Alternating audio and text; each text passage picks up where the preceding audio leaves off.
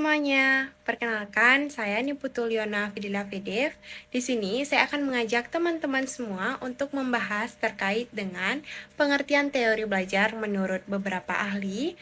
Yang kedua, membahas terkait macam-macam teori belajar. Dan yang ketiga, membahas terkait bagaimana penerapan teori belajar ketika dalam proses pembelajaran. Untuk itu, yuk langsung saja ke pembahasannya.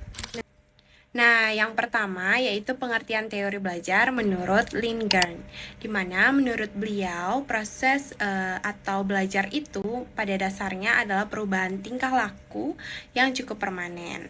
Perubahan itu terjadi karena kita berinteraksi dengan lingkungan. Jadi, dua hal penting di sini yaitu adanya perubahan perilaku dan lingkungan yang memiliki peran besar dalam pembentukannya.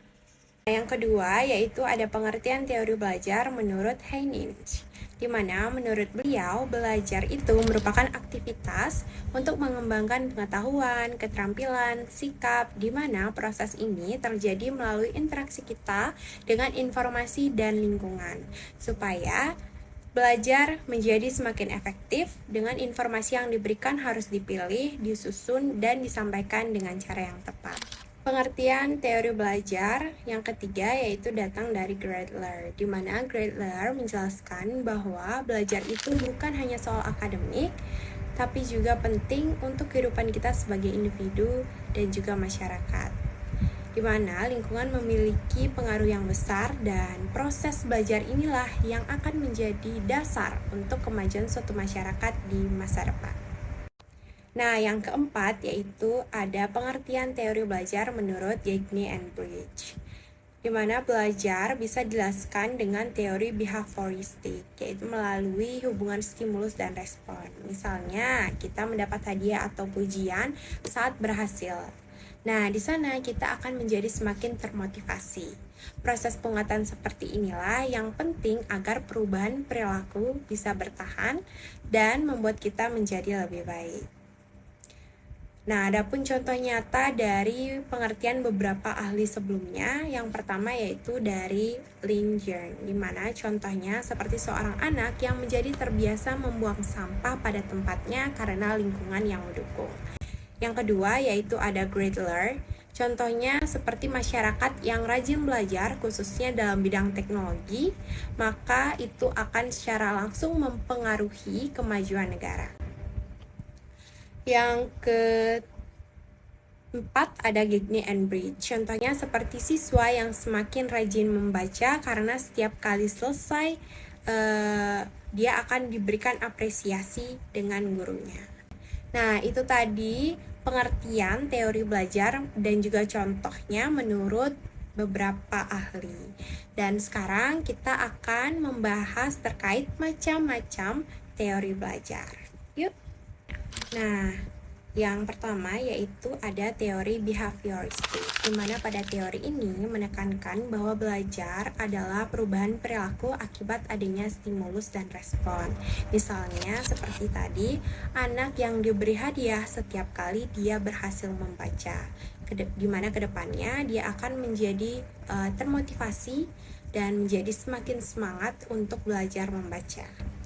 Nah, pada teori yang kedua yaitu ada kognitivisme, di mana pada teori ini dia berfokus pada cara berpikir.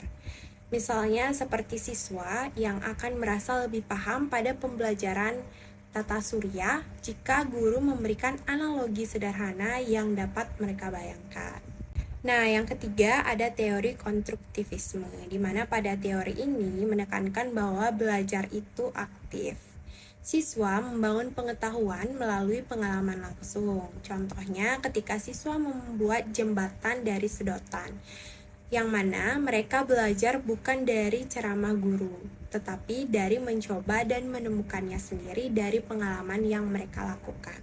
Nah, yang keempat ada teori humanistik, di mana belajar dipandang sebagai proses memanusiakan manusia.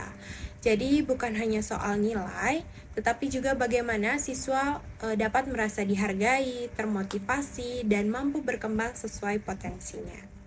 Nah, adapun teori yang kelima yaitu teori sosial atau teori observasional dari Albert Bandura, di mana dia menjelaskan pada teori ini bahwa anak belajar dengan cara meniru.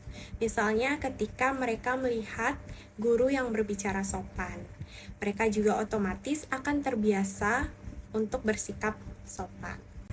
Nah, jadi teman-teman, ada banyak sekali teori belajar yang dapat kita temukan, mulai dari behavioristik, kognitivisme, konstruktivisme, humanistik, hingga teori sosial.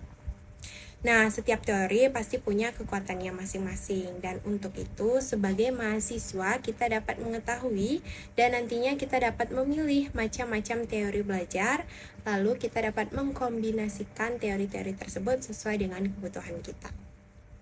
Nah, teman-teman, itu tadi penjelasan mengenai pengertian teori belajar menurut beberapa ahli, lalu macam-macam, dan juga contoh penerapan dalam proses pembelajarannya. Semoga apa yang sudah saya sampaikan tadi dapat bermanfaat bagi teman-teman semuanya. Saya ucapkan terima kasih.